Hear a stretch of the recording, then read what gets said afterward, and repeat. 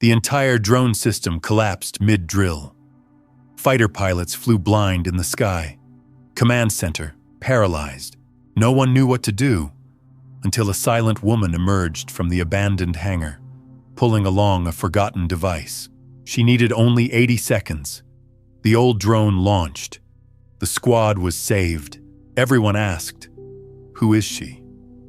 And why did General Keane stand at attention when he saw her? If you've ever thought quiet people have nothing to tell, watch this full story.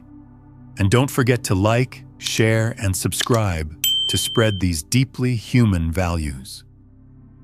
As she walked past the base gate, red dust clung to Selena's boots.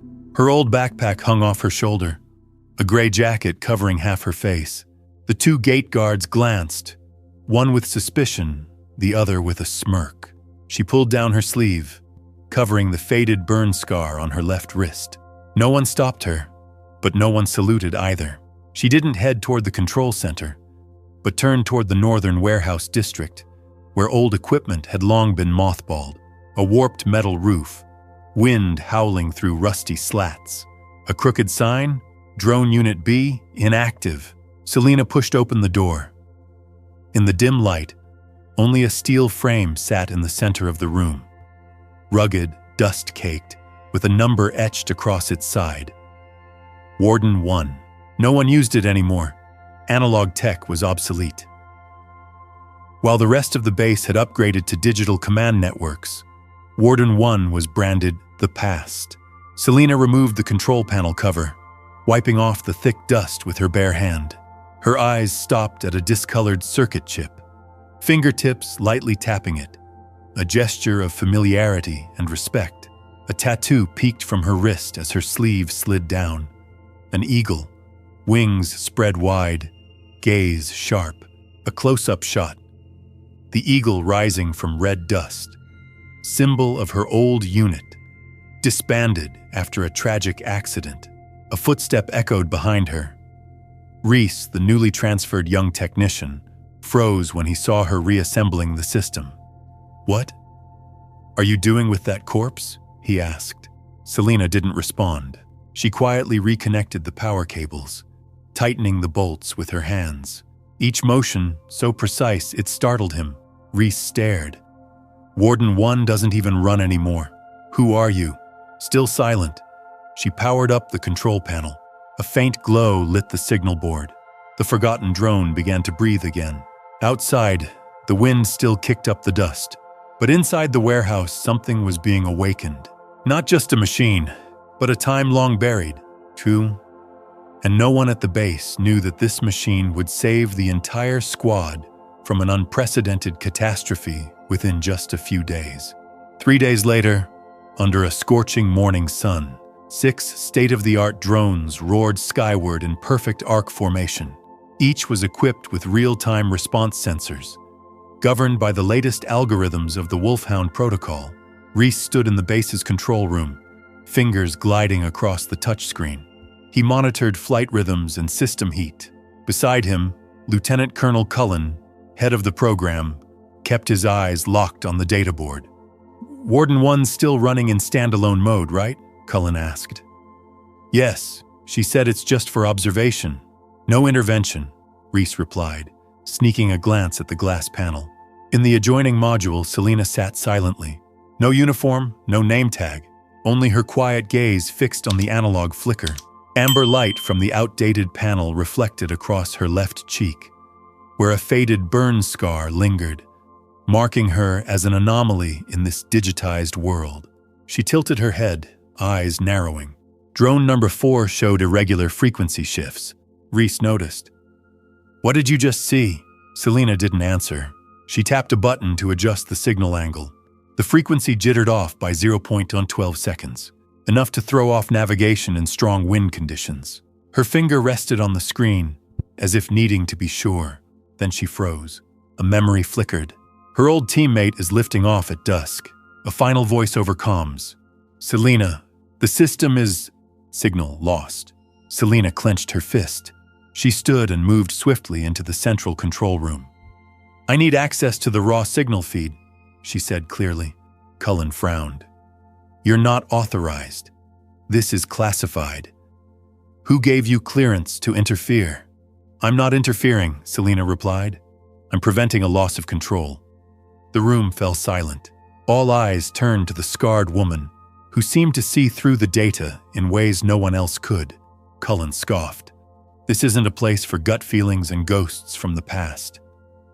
Reese looked from Selina to Cullen. If there's a deviation, we have the right to inspect. No one grants access to a nameless outsider, Cullen snapped. She's not with any unit. Selina didn't respond. Her eyes drifted back to Warden 1's control board, the only system unaffected by the digital interference. And from that hazy analog signal came a strange sound, a low warning tone no system had yet dared confirm. A massive disruption was approaching. That very afternoon, a Level 2 alarm echoed across the training field. Drone 4, previously rated as stable, suddenly veered off course and lost feedback signal for 3 seconds. In real combat, 3 seconds were enough to lose an entire unit. Technical officers rushed into the command module. Flight data flashed chaotically. Channel switching spikes, system delay, all pointing to a dreaded familiarity everyone wanted to deny. Deep spectrum digital interference, the very fault that had shattered entire squadrons in the early Wolfhound campaigns. Selina stood silently in the corner. Reese whispered, "You saw it coming. Why wouldn't anyone listen?" "Because my name's not on any assignment sheet," she replied softly. Lieutenant Colonel Cullen entered. He didn't look at anyone, just stopped in front of Selina. "What did you do?" "Nothing. I was only observing. You demanded access to raw signals. Moments later, the drone lost control. And you're using an analog device no one can monitor." He gestured. 2 security officers stepped forward. Reese blocked them. "Wait." She had a reason. "Quiet, Reese!" Cullen snapped. "This isn't a place for emotional defense. I suspect she interfered with the signal, or worse, created the vulnerability herself to prove that outdated tech is superior. The motive is apparent." Selina didn't resist. She removed her headset and walked out in silence. Afternoon sunlight streaked through the wire fence. Her shadow stretched long across the red dust. As soon as she disappeared through the door, Reese pulled up the hidden data log Selina had once pointed out, a corner of the system no central protocol ever checked. He held his breath. Just seconds before the drone lost control, an unknown signal had slipped in. Rapid frequency hopping, unaligned with any base transmission. He turned to the colonel. "Sir, it might be—" "No more excuses," Cullen barked. "Her device is outdated and unverified. We don't take risks based on someone who's already been discharged." Meanwhile, Selina had returned to the old workshop. Amid dust and rusted parts, she powered up Warden 1. The analog fans hummed faintly. On screen appeared an electromagnetic wave map, but not the kind used by modern systems. She stared at a blinking red mark. Her chest tightened. Then, like a gust of memory rushing back, she saw it again. A drone tilting off course into a black night. The radio crackled. "Selina, the data's off. Don't trust the software." Then came the explosion. And this time, if it repeated, it wouldn't just be a shattered memory.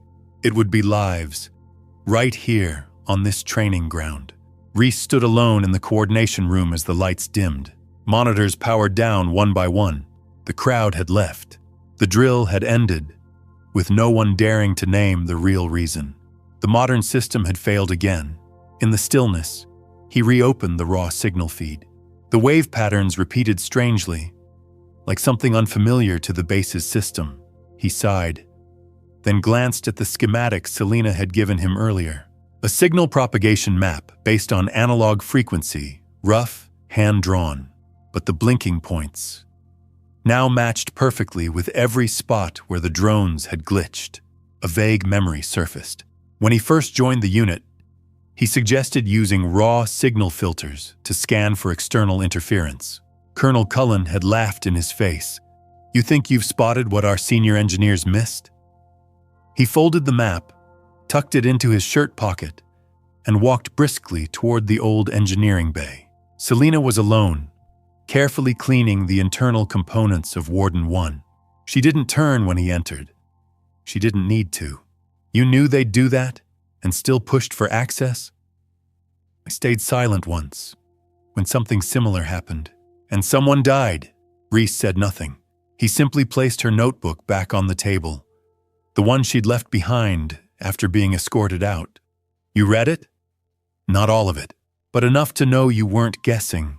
You warned them, and they didn't listen. The amber light cast shadows across Selina's face, revealing the long scar stretching from cheekbone to wrist. Reese looked at that scar, and for the first time, he didn't feel fear or pity. He felt responsible. They're conducting another test flight at sunrise tomorrow. They think the issue's resolved. Selina nodded gently. If they repeat the same sequence, the signal will return. And next time, it'll be stronger. Reese hesitated. I could help you access the system discreetly. This time we need proof. Selina didn't answer right away. She looked up at a steel shelf where an old photo hung, her flight team from years ago. One face now gone. One warning no one had heard. I won't let it happen again, she whispered.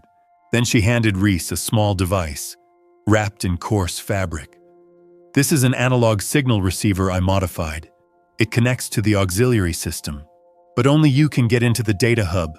Reese took it, fingers trembling slightly. At the time, he didn't know. That one gesture would change everything, not just the tech, but the way people saw someone they had already forgotten. And when the first light of dawn touched the training ground, that signal returned, stronger, more dangerous, and no one but Selina could recognize its pattern. Just as the analog signal was fine-tuned, and the interference map finally aligned with the background oscillation pattern, the entire area-wide system sync failed. Screens flickered. The new drones all simultaneously lost control in mid-air. The red alert siren blared. Wolfhound protocol activated, interference level 6. The entire command station was bathed in a blinking red light.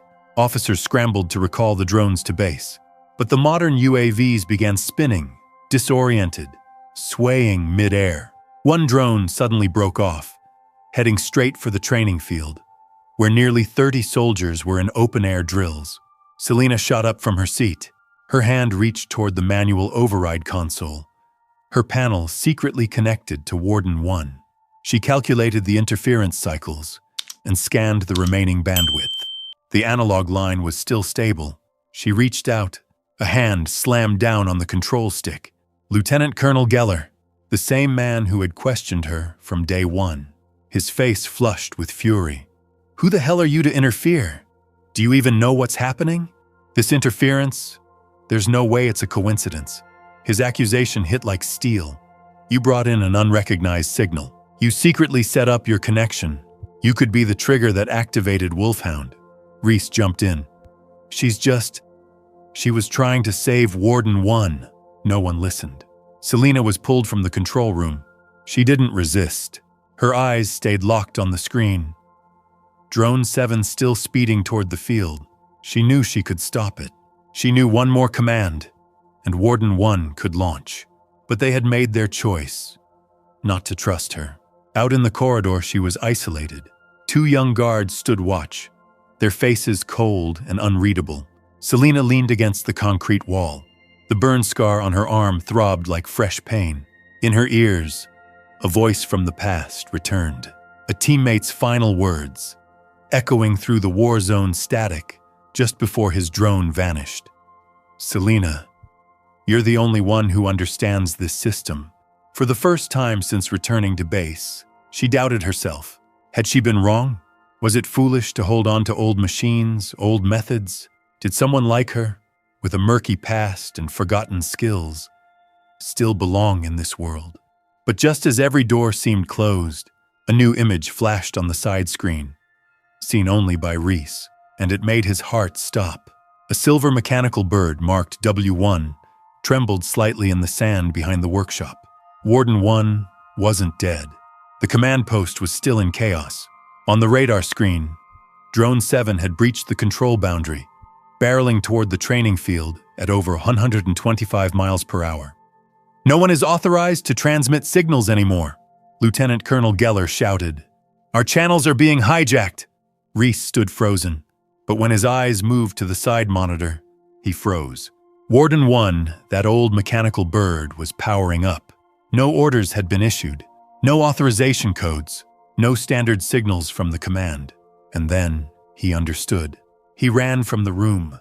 Behind the workshop, in the red dust lot, Selena was crouched low, hands deep in the mechanical interface grafted onto the drone's body. Sand clung to her silver-gray jacket. Analog cables stretched from the board to a separate antenna. Warden 1 gave off a low-frequency vibration, like the quiet growl of an old beast waking from a long slumber. Reese shouted, "Drone 7 is heading for the training field. If you don't..." Selena said nothing. She gave a slight nod. Then, she gently pressed her palm to the drone's head, like calming a restless creature. A green light blinked on. Warden 1 lifted off, shaky at first, then steady. In the sky, the aged drone veered away from the digital storm, like a silent whale swimming through a sea of sonar chaos. Inside the command, an officer cried out, "We've got an unidentified signal approaching Drone 7. General Keane entered.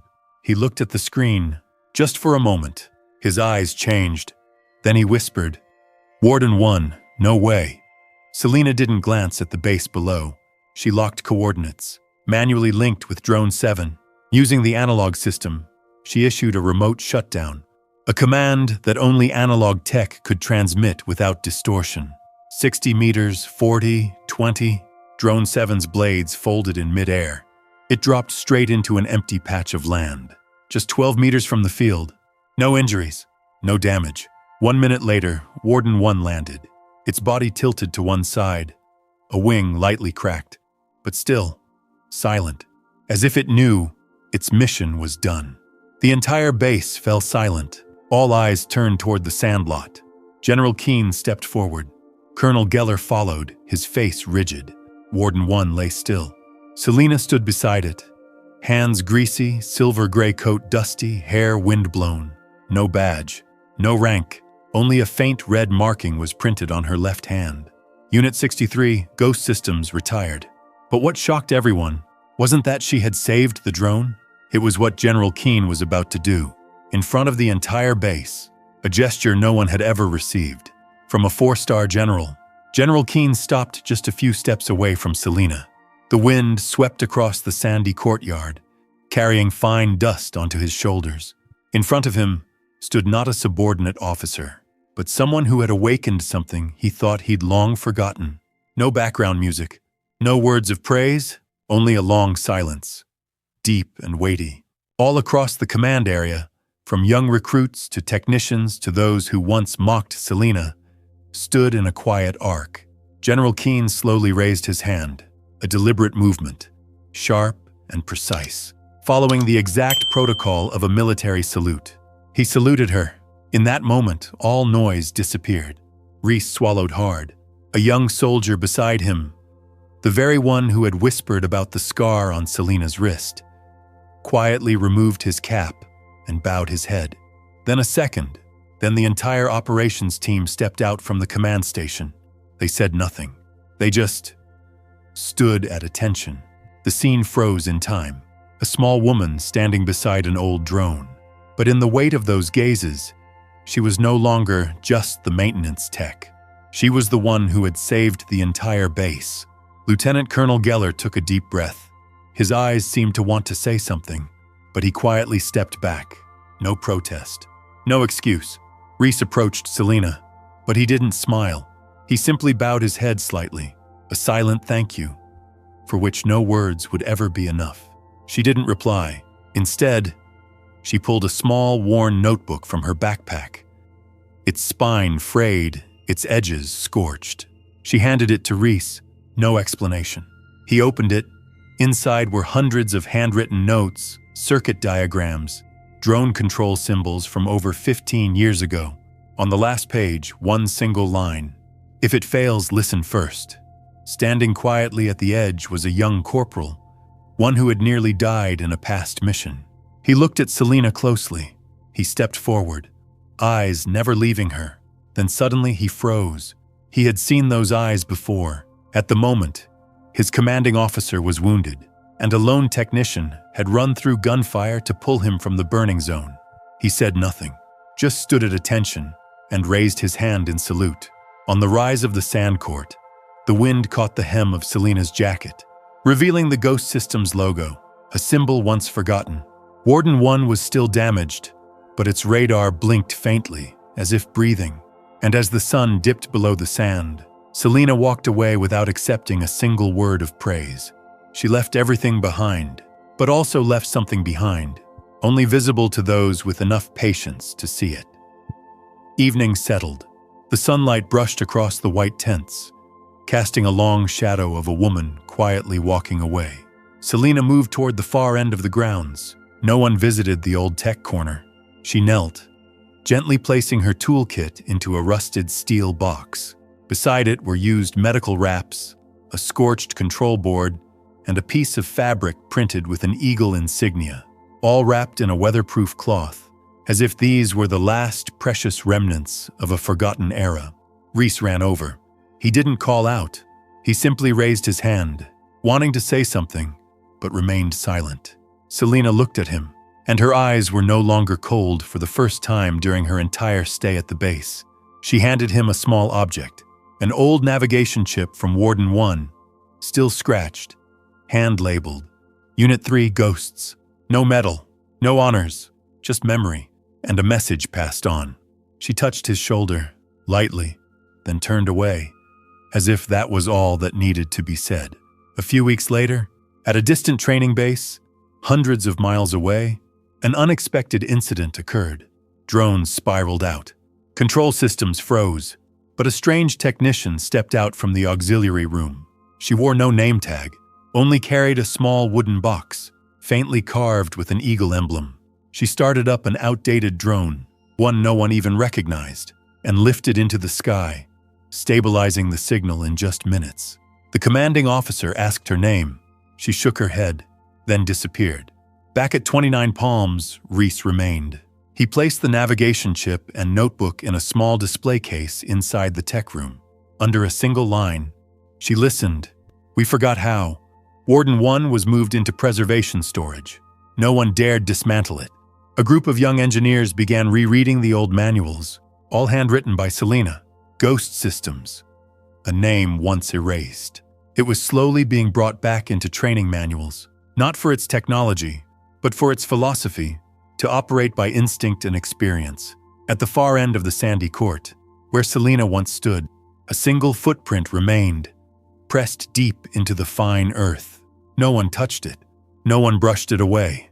Reese still looked toward it from time to time, not waiting for her return, but to remind himself, those who seek no recognition leave behind the most accurate value.